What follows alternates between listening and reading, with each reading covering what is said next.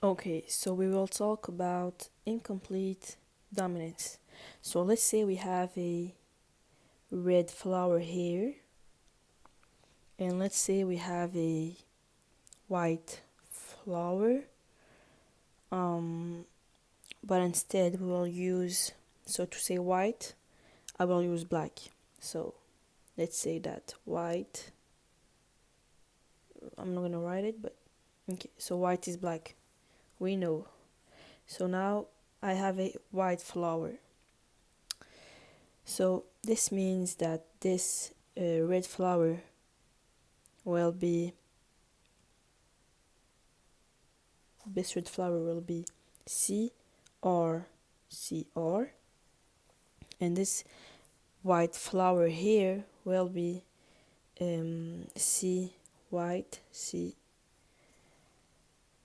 So basically the C here simply means color,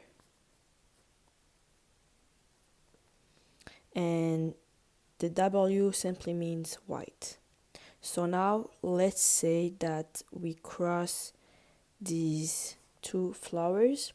So these two flowers, they are true breeding because here we have, because the two parents are actually, this is a true breeding cross. So if we do CR, CR cross CW, CW, here we have a true breeding cross because both parents are homozygous, meaning that they both have the same alleles. For let's say that the red flower has CR, so this is the same allele, and the other parent, which is CW, is also homozygous as it has the same alleles. So when you have two homozygous parents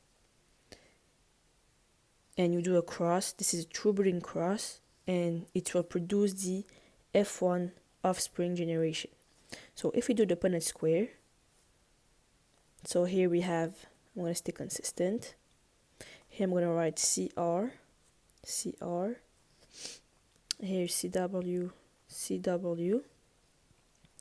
Then CR, CW, CR, CW, CR, CW, CR, CW. Now, what you will see in incomplete dominance is that you will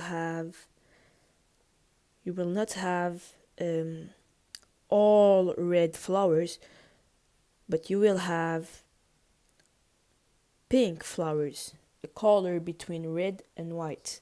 So we can say, for example, pale red, or we can say pink. So here we have pink flowers. So here we will have pink flowers, and we have 100% of chances of having pink flowers because here we have because here we have CR, CW, here we have CR, CW, and here we have CR, CW, and here we have CR, CW. So if we do 1/4 plus 1/4 plus 1/4 plus 1/4, we get 1, which is equivalent to 100% of chances of having a pink flower.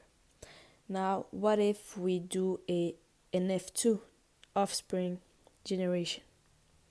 So if we do an F2 offspring generation, what we do is that we take two flowers from here, so CR,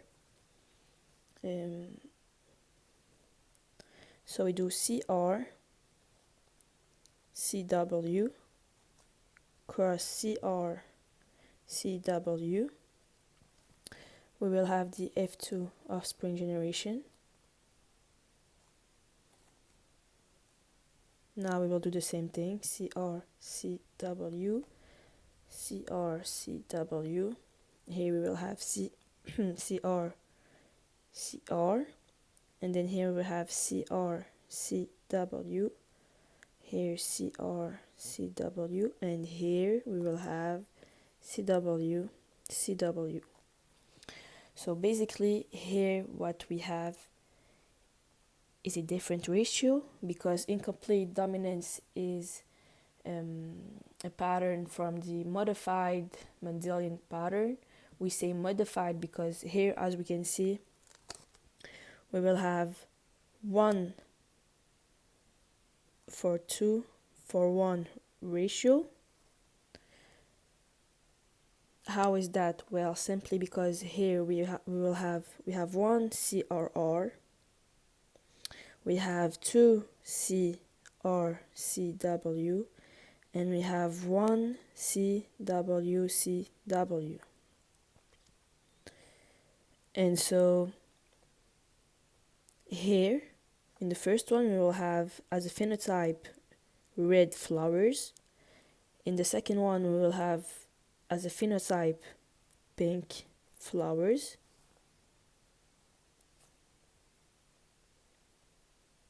We'll have pink flowers. And the last one we will have white flowers. So basically here we have three possible genotypes. The pink flowers are an intermediate between the red and white phenotype. So at first, when we had simply Mendelian patterns and we did the dihybrid cross, because this is a dihybrid cross, as we have two different alleles. So when we did at first Mendelian patterns, not modified, just Mendelian patterns, and we did a dihybrid cross, we had as a ratio 3:4:1. But now, as we have incomplete dominance, which is a modified Mendelian pattern, we have 1:2:1. So whenever you see this ratio 1:2:1, you know that you have either incomplete dominance or codominance. We will see this later.